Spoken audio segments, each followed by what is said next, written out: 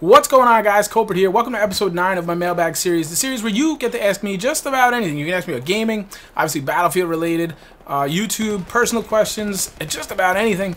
And I will try to answer you. Basically, how this works is if you have a question you want to ask me, the best way to do that is posting down in the comments below. But I know with the whole Google Plus thing going on, you can always reach me Twitter, Facebook, Google Plus, which is irrelevant. Any other way, I think my email's down there. I don't know if I mentioned that. Also, if you'd like to be kind of left anonymous or private, just let me know and I won't use your name, because as you see, I basically take a screenshot of your question and I put it over as just a way to say thank you for asking and good job, great question. So basically, today I have 3 questions. I believe there are 2 kind of Battlefield related and 1 YouTube related, which I thought were pretty interesting, so we're going to talk about those. So let's just get right to it, right? The first question is from Mr. Time itself. It looks like you're enjoying some of the close quarter style game types and maps. What are your thoughts on how these modes play? The slow health regen and mutual kills sometimes make me feel like I have to spend too much time waiting for the heal or respawn. Well, see, I hear what you're saying. The health regen is an issue. That's why I predominantly play medic. I try to variate it just kind of to level up and get that grind. But if I have everything unlocked and I was a level 110, especially for domination, TDM, pretty much, I would pretty much just play medic. I typically play the med bag, and basically domination I'll run revive, TDM or something like that I will run the 320 just to blow up walls and stuff, sniper, anti-sniper kind of stuff. As far as the mutual kills, God, that drives me crazy in everything. I mean, it drives me crazy in every game mode. It drives me crazy just watching competitive. I know it drives the competitive guys crazy because there's no determination of who won. It's really kind of frustrating. We had that problem in early Battlefield 3. They did fix it. It seems like hopefully they're gonna fix it here. I know we've said that about a million things. But overall, I think what he's talking about, the slow health regen and the mutual kills, I feel like it affects me more on the larger game modes. Conquest Large, where I spend 5 minutes running to a flag I want to get to. I get there finally, I go and I mutual kill.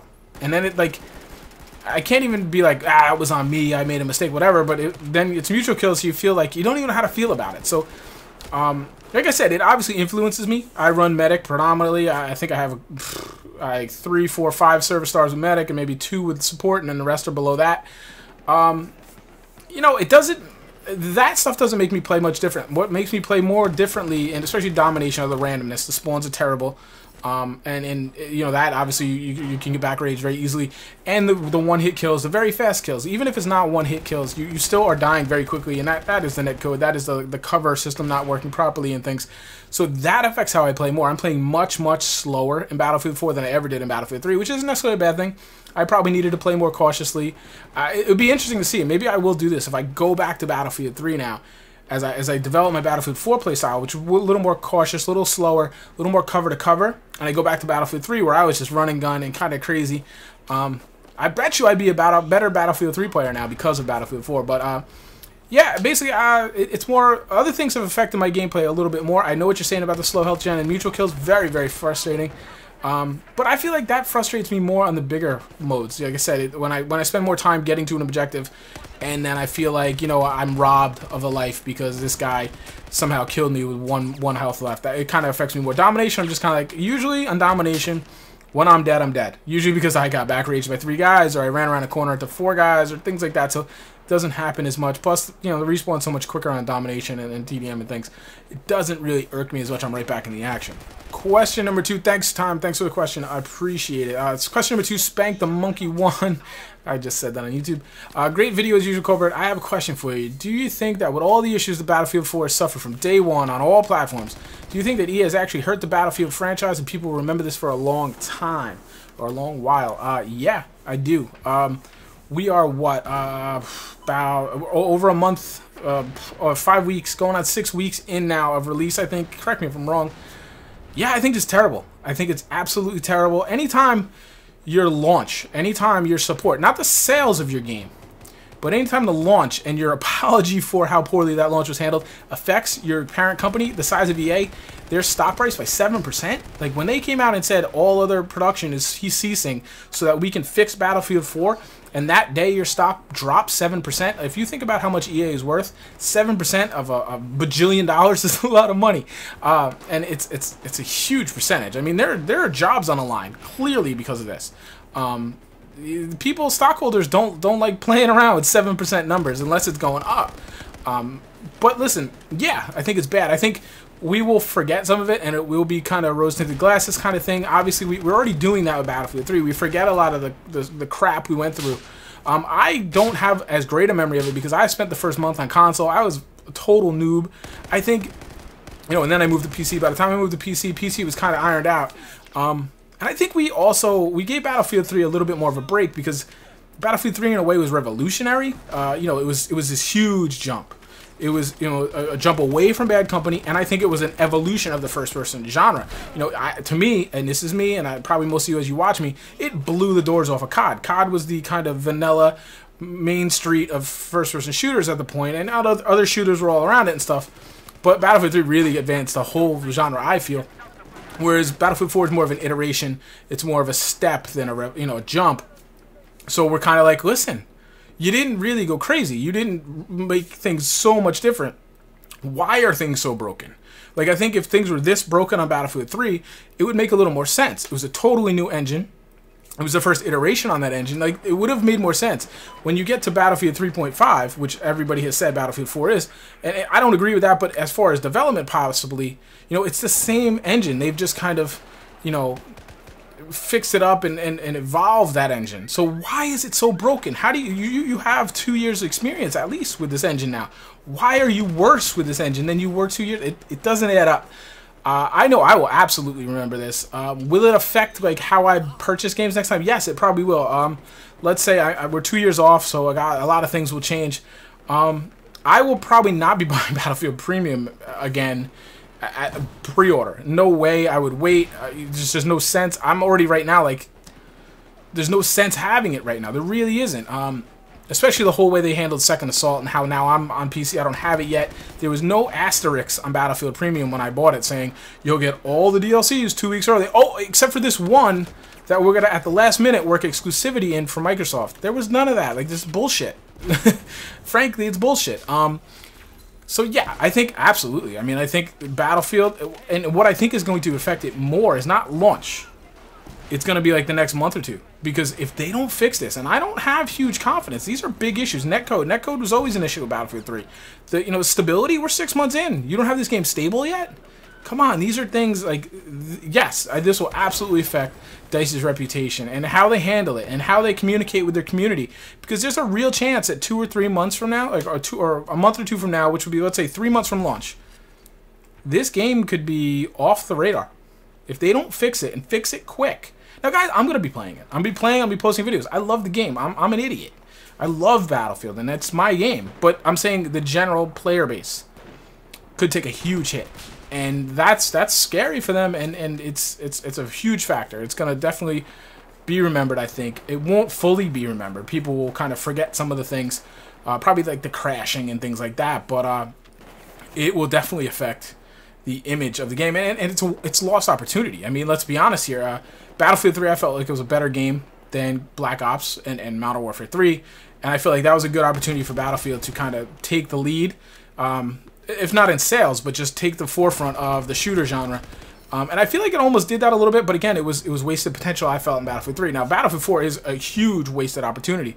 Call of Duty Ghosts is not doing good when compared to other Call of Duty games.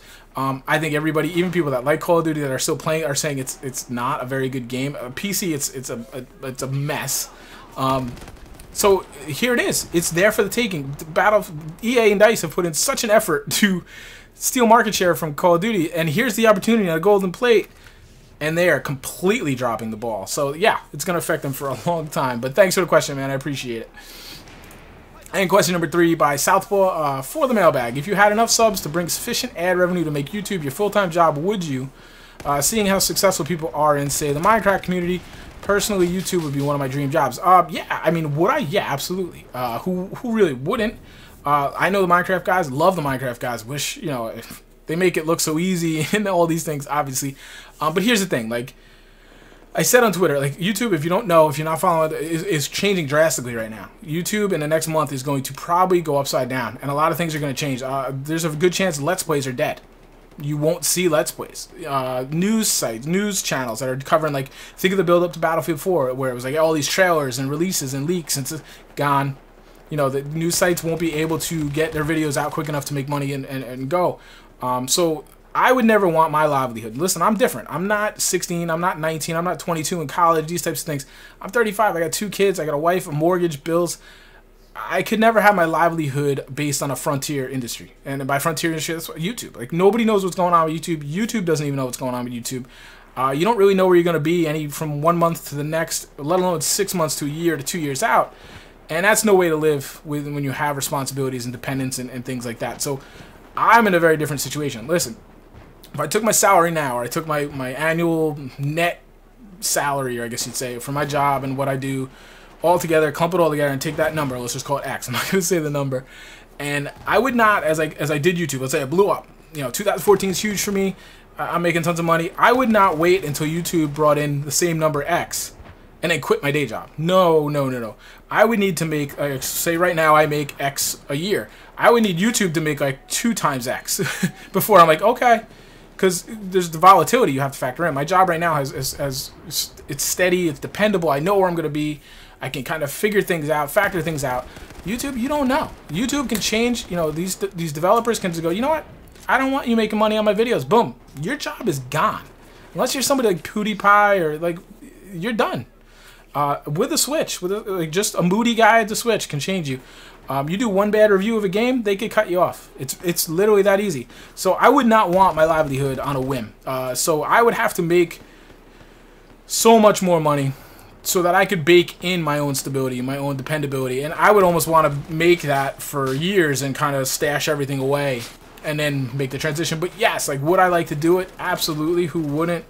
My dream right now is to kind of make enough money at it so that maybe I could like just devote more time to it. Like right now I only have so many hours in a day, so it's hard for me to, like, YouTube on my priorities and gaming are low on my priorities between work, my kids, my wife, and revenue generating things. So that if YouTube was making more revenue, I could perhaps move it up the ladder a little bit and be like, babe, on Sunday, I want to do a live stream for my European friends. Can you take the kids and get the heck out of here? Here's some money. Go have a good day. Leave the house empty for me so I can do this. And she'd be like, oh, okay, yeah. I'd be like, really good for the channel. Be good long term. These types of things. Yeah, no problem. Like right now, it's kind of like, yeah, there's no sense in me doing that because I don't have enough of a following. You get me? So when there's ways for me and there's value there, as far as revenue, I can rationalize, spending more money to up my equipment and my quality. I can devote more time. Like, I mean, I guess what I'm basically saying is, like, if I can make enough money at YouTube 2 years down the road, maybe I could take a Friday off from work, right? And then, so I work 4 days at my job, take Friday off, and Friday would just be a YouTube bonanza. I would make videos and go crazy, and all on Friday. And then, so that then, like, on Friday I do all my videos for the next week. So then the whole next week I could stream, like, it would just open me up to do more and make more and things like that. That's kind of my dream right now, because I'm not even thinking about giving up my normal job to do it full time. But yeah, you got to be careful. It's too volatile for me.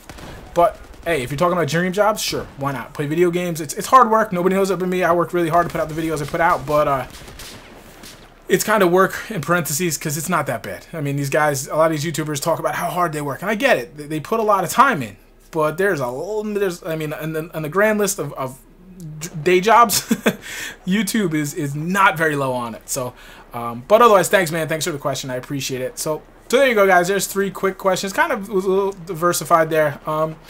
Thanks so much for the questions. I hope you appreciate it. I talked way longer than I wanted to, but that kind of happens with this series. So I'm glad I didn't go with a 4th or 5th question. Like always, guys, have a good weekend. It's Friday, obviously. Have a good one. Relax. Spend some time with your family. That's what I'm going to be doing. Actually, I'm probably going to be raking leaves, which is not very exciting. Got to be done, though, right? So anyway, take care, guys. I will talk to you soon.